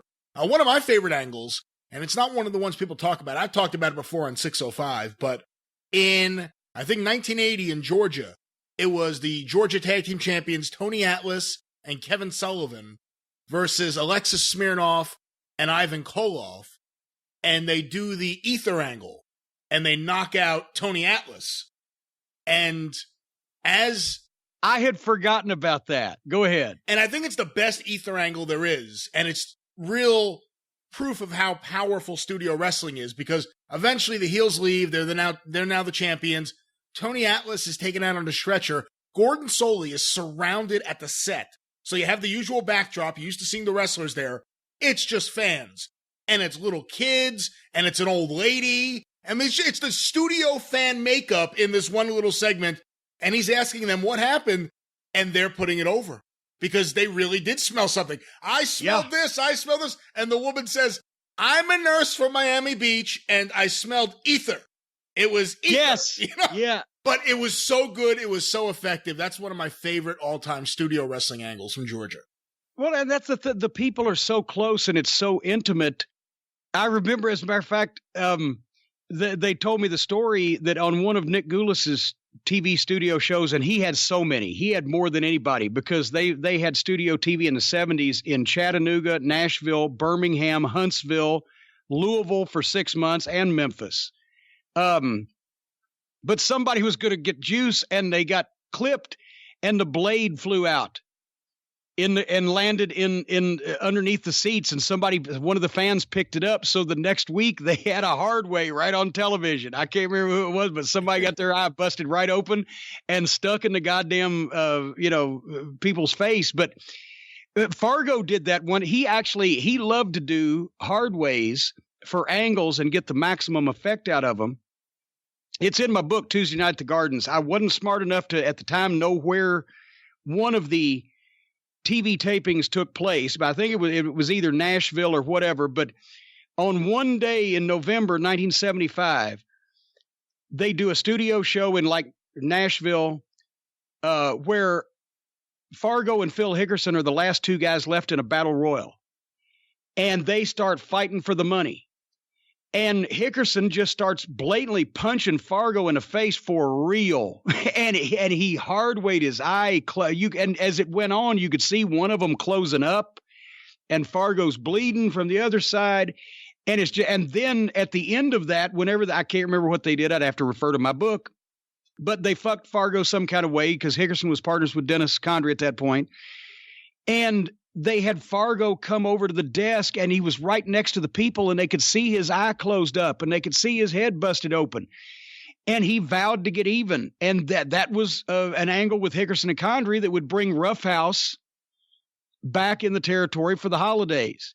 The eastern end, Chattanooga, Birmingham, Huntsville, and Nashville for the Thanksgiving holidays, and the western end, Memphis, Louisville, and that end for the Christmas holidays.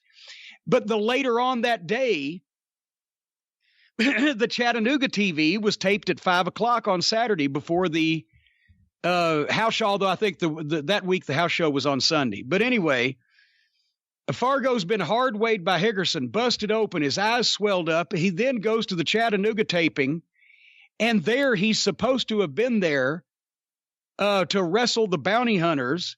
But goddamn it, Fargo has not showed up. So the bounty hunters and their manager, Jimmy Kent, are in the ring beating up some job team. And here comes Fargo in the back door with his clothes all ripped, carrying his suitcase with his face beat up and dried blood now, and jumps in the ring and jumps the bounty hunters.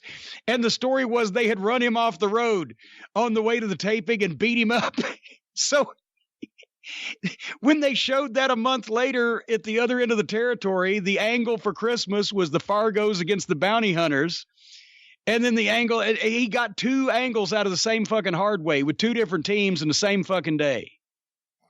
Studio wrestling, boys. Hey, you brought up Galento before, and that was him working with the Assassins, although his wife may have been another story. She used to pull her gun on the wrestlers from ringside, and they'd eventually smarten her up because she was going to kill somebody. But the other famous Galento studio incident, obviously, and I say that because, let's be very honest, 99% of everything someone like Mario Galento or anyone from that era did on studio is gone. We'll never see it. But we know the story of the incident where he tried to go after Jerry Jarrett on live Memphis TV. Do you know the whole story behind that? Well, there's differing stories, but nobody knew for a while, and then Jerry has pontificated. Mario Galento had been a big star all around the South for a long time, including in Memphis at periods, and also in Atlanta. He was a main event guy, and he had that fucking face. He looked like a pirate from the 1700s, and he was, just a big, raw-boned, frightening fucking guy that, did hard ways and, got punched in the face on purpose constantly. And he was a scary fucking guy. But at the time, Jerry Jarrett had taken over the book, and he was using younger talent, and he didn't have a spot for Mario. Even in Mario, you can go back and look at some of the early 70s cards around the Memphis area. Mario Galento might be underneath, but he was never pushed and never, used in that respect. And also because he obviously was somewhat nuts, right? But Jerry pontificates, as I said, that certain forces that may have been against him got with Mario Galento and convinced him that it would be good for his career if he was to handle Jerry Jarrett on live TV, that then they'd have to use him. And also, Jerry thinks that Roy Welch may have even been in on it, because that was at a point where Roy, who had originally given Jerry the book, and put him in charge of Memphis, was, I don't know, I can't say he had Alzheimer's, but he was getting elderly and he was being swerved around in some respect. And they had convinced Roy that Jerry was trying to steal the territory from him and Nick, which he didn't until Nick took his money that he'd bought into the territory and didn't give him any piece of the territory. Then he stole it, but that was years later. See, I always question that. I always question that version of events, just because Roy Welch not only gave Jerry Jarrett every break he had to get into through his mom too at times, but also his mom. His mom's working in that office. By all accounts, she was very, very close with Roy. I mean, you could talk to various family members, they'll tell you. So, the idea that he would put this hit, for lack of a better term, on Jerry Jarrett, and then, afterwards they just continue to work together. I don't know. I've never really bought the Roy Welch. Plus, who was closest Well, but with that Galento? Was Roy? I mean, I know he was a Buddy Fuller guy, but was he a Roy Welch guy too? Well, I don't know, but see, that's Jerry thought that Roy might have had something to do with it at one point, because when they got Galento, he had like $1,000 cash in his pocket. Where's Mario Galento going to get $1,000? But that may have been something that Jerry was reading into it. Nevertheless, everybody's now going, what the fuck did he do? Jerry Jarrett is wrestling Jerry Lawler on Live Memphis TV, and this was 1973, before Lawler was, it was Jerry Lawler and Jim White were the heel tag team champions, and Jerry Jarrett and whoever his partner would have been were working an angle with him. Mario Galento, who everybody in Memphis knew who the fuck that was, hits the ring and goes after Jerry Jarrett and goes after his good eye because he's blind in one eye. And there was somewhat of a kayfabe breaking moment because Jerry Lawler and Jim White had to help Jerry Jarrett in that instance.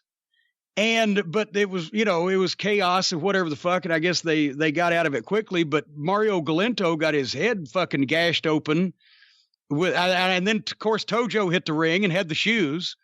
And I think that's where Galento got his head bashed open, was with the fucking wooden shoes, but the heels had to be the first ones on the scene to fucking stop the issue. And I think they covered it up with some promos or whatever, but that was, yes. And then he went on the radio. Well, I guess the next incident was the Jim White incident in Alabama, or was it Pensacola? I forget. And then he went on the radio. No, wait, the next incident was the next week when Galento came to Jonesboro and Lawler was wrestling. That's what it was. It was Jonesboro. That's the Jim White incident, right?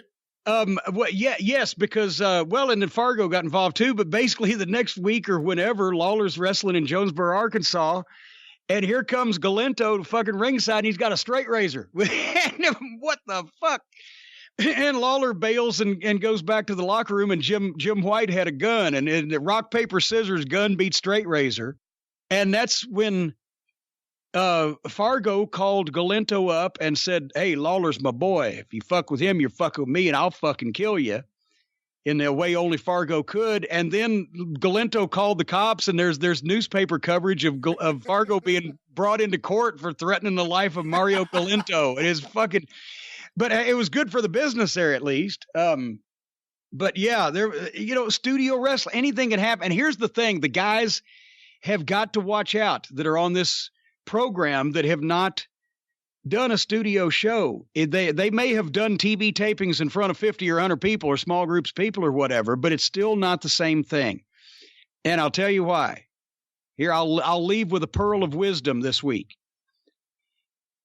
In a wrestling event that's televised from an arena, whether it's an arena that's small or large, it's an arena, you are televised, especially in the size of a WWE production, a Raw and a major NBA arena. You are televising a wrestling event that is taking place and being executed for the folks in that arena. And the television eavesdrops on it. And that's why and unfortunately they hear buzzwords and talking points. They don't understand the meaning or the history behind it. That's why the WWF or WWE producers and everybody will tell you this, they don't want guys to look at the camera. Don't look at the camera. Let the audience at home be voyeurs into your world, right? Don't look at the camera. Well, that's stupid when you're trying to sell tickets, but nevertheless, here's the difference. That's correct when it's a major arena, when there's thousands of people around you, especially when they're on all four sides of the ring, when you're performing something that's obviously, it's like a basketball game, for fuck's sake.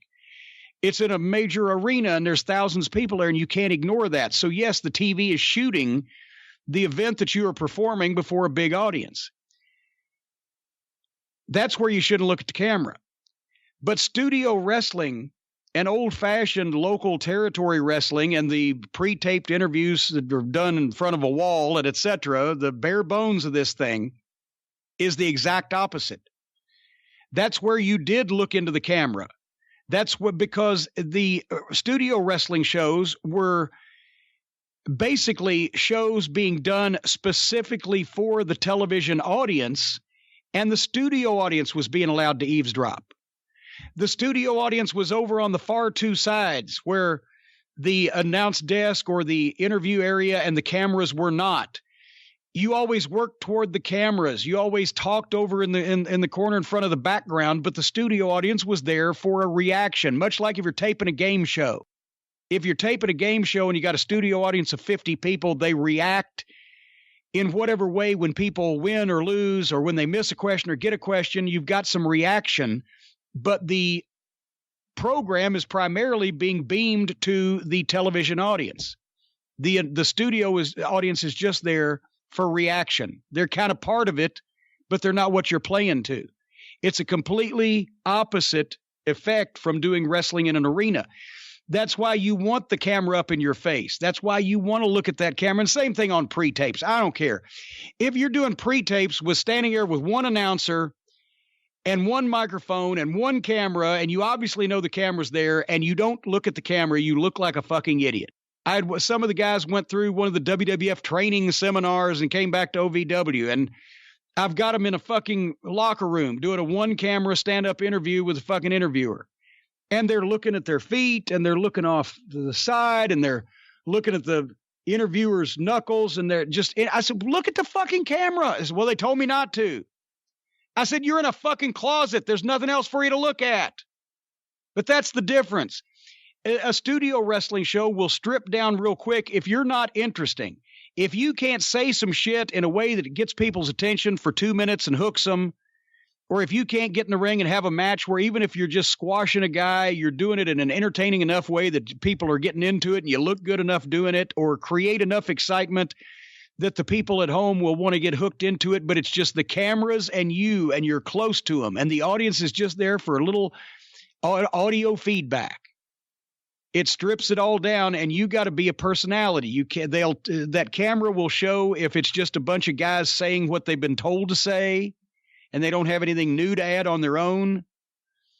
And sometimes you had to play with your environment. If it wasn't getting over with the 50 people in the studio, you knew it was dragging with the 2 million out at home. So maybe the Midnight Express would chuck the fucking job guy out on the floor, and Bobby would take him over, and I'd cut a promo on him and fucking ask him to say hello to his fucking mother at home in fucking Wartburg or whatever, to just be a little bit more of an asshole, because what else are you going to do with some of those guys?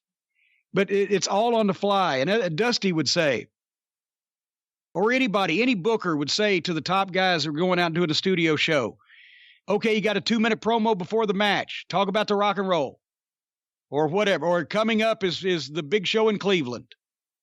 Whatever, you got here's your time, here's your topic, go. So it's a whole different animal when guys are used to working even small arenas, and they're used to working for those people there and letting the TV eavesdrop on it. When they have to work specifically for TV and the audience at home, and they're just letting the live event audience eavesdrop on it, it's going to be a different feel. That's all I've got to say about that. Hey, real quick, on the topic of studio wrestling, we could talk so much about the stuff we love and the stuff we've seen, either on video or, in your case, watching it live. What studio wrestling did you never get to see that you wish you had? Obviously, Los Angeles is one of those, I hate to use the word holy grail, it's been overused now, but it's one of those holy grails if there's any Los Angeles studio stuff with Dick Lane out there somewhere. Hawaii, I saw a clip recently from Hawaii. I couldn't believe it. I get so excited whenever I see something brand new. Yeah, because it's like we thought we had seen everything that was still around.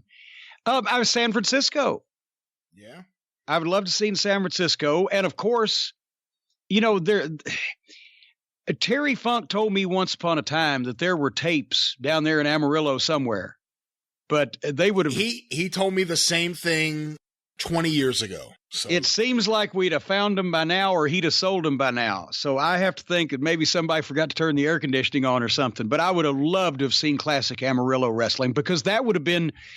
And see, that's the thing in the early mid 70s when I started watching wrestling, the closest places that you could go, is still at that point in time, to see wrestling promoted and presented the way that it was in the pre-television days, were Tennessee and West Texas, because and not the Memphis end of Tennessee, but Nick Goulas's end, Nick and Roy Welch's end, because they had been in the business since the 30s, And they used the same type of verbiage in their publicity material, and they booked the same way, and it had the same flavor. So, because that Roy Welch was a direct pioneer wrestler who was still connected in the 70s like he was in the fucking late 20s, early 30s. And West Texas was that strip, and East Tennessee also, because they had Ron Wright and Whitey Caldwell were bridges back to the pre-television era and the carnival pioneers.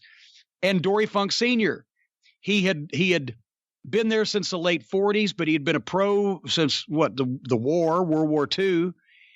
And he had a heck of a lot of experience with that real grassroots carnival type wrestling and old fashioned barnstorming wrestling. And so it was modern guys and, modern names and the television,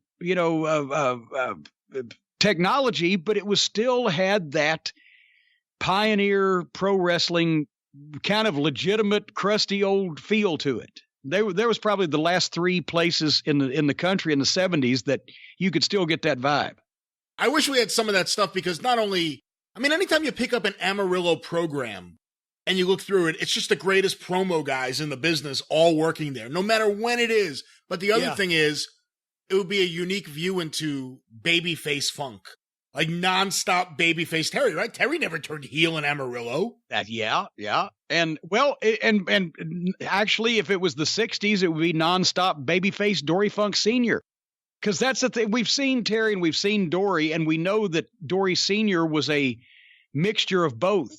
So how good and convincing must he have been when he could work like Dory technically, but he could fight like Terry and talk pretty much like Terry from what I've heard. And he had the people there thought that he was the toughest man in the world. And that's what those studio shows did in those markets that they showed in. If it was Milwaukee, it was the Crusher. If it was fucking Amarillo or Lubbock, it was Dory Funk Sr. If it was Tampa, it was Eddie Graham. Week after week, year after year, telling people on a local broadcast television station on a program that has better ratings than the local news that this guy is the baddest man in this particular fucking sport. It took, and they believed it.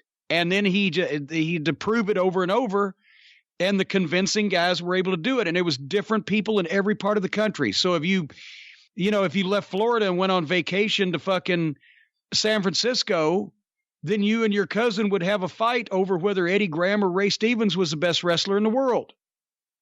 The power of the studio, the power of the local TV was frightening. Speaking of Terry, one great example of a single episode of studio wrestling making the studio show and the promotion look so much better than it probably was at that period of time. There's an episode of Detroit, big time wrestling. Mark Lewin and Terry Funk. Oh my God, yeah, where they let the fans ask him and Walter Johnson questions. The commentators are surrounded by a cage.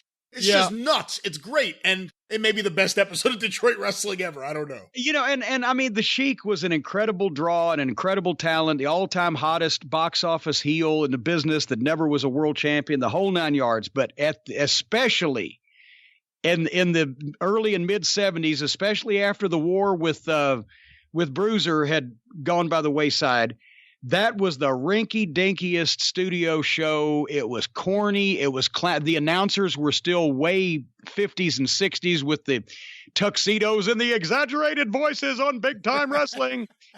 And the matches were just blah. And the poor Sheik, the territory had just aged out, and it just didn't have any life. And then suddenly Terry Funk comes in and with Mark Lewin still looked good and just creates fucking havoc, but just in that cheesy studio and there was another one. I talked about Nick Goulis's TVs in the studio. When the interns got shot across the ring, they just bleed white all the way across.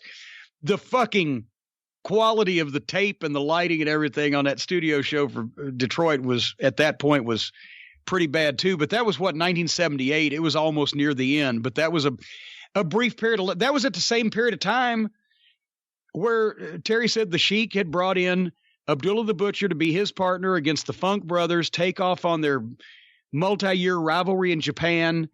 and they shot all these bloody angles and did all this stuff to heat it up on TV, and they sent promos and they worked the Kobo and this and that. And finally, they got the Kobo back up to where it was a house that looked kind of like the days of old, right? With Dorian Terry against the Sheik and Abdullah in the main event. And that's when Captain Ed George, the Sheik's son, came in and said, "We've been robbed. They've robbed the box office." Yeah, the oldest trick in the book. And that sounded so apocryphal for wrestling. I had to ask Terry, and he said, "That's the way I remember it. I was sitting there. We were thinking, me and Junior, that the payoff was going to be worth all the hard work we'd put into it. And here comes Captain Ed George and said, 'Pop, Pop, you'll never guess. They've robbed the box office.'" And Junior and I looked at him, and that was the end of the angle.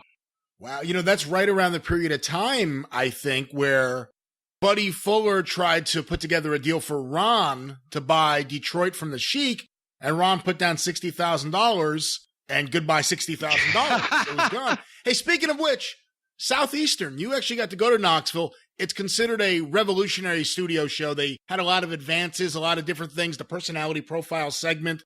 Talk a little bit about the Knoxville studio show. It was really cool. We did that at the WFIA convention in 1978. And it was watching the show itself when you were in the studio looked much the same as the Memphis studio show or whatever. They had a nice colored curtain background, and they had a desk and a backdrop for Southeastern, whereas Memphis just had a desk and a curtain.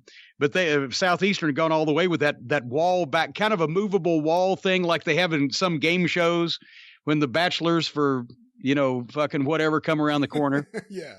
But when you watched it at home, because they did do the slow-mo instant replays of finishes, and they did have split screen when they do the introduction, and Memphis picked up on that later. They would have one guy in one corner, one guy in the other corner, but they'd have split screens so they were both on the air with their name and graphic. I mean, shit we now look at and go, okay, this is the way it's supposed to be. But local television, much less local wrestling, didn't do that in the 70s. And, and Les doing the personality profile segment, I remember Ronnie Garvin was on the one that we saw in the studio right after he had bled more than almost any human being I'd ever seen the night before the chain match with Boris Malenko's Mongolian Stomper came in with the boot, and Garvin, he fucking gigged from asshole to appetite, right? And just bled. I mean, he was soaked in blood. And his interview the next morning, he sounded like he was just babbling and really making no sense. And I went up to Les Thatcher afterwards because Les, it made us feel so welcome, even in such a great guy. But I went up to Les. I said, "Is Garvin okay?" He said, "No, he always sounds like that." He said, especially on Saturday morning. But I thought blood loss had fucking set in. But no, it was a really cool studio show. That's where Memphis got the statue of the two guys wrestling from the beginning of the show, right? Because Southeastern had that statue first. It was a Buddy Fuller statue. No. It was a Jerry Jarrett. Jerry Jarrett not only has variations of that statue all over his house, but it's the logo for his new project, Olympus Wrestling. And no, the whole statue turning thing was Jerry Jarrett. He wanted to do that. When did Memphis start doing that?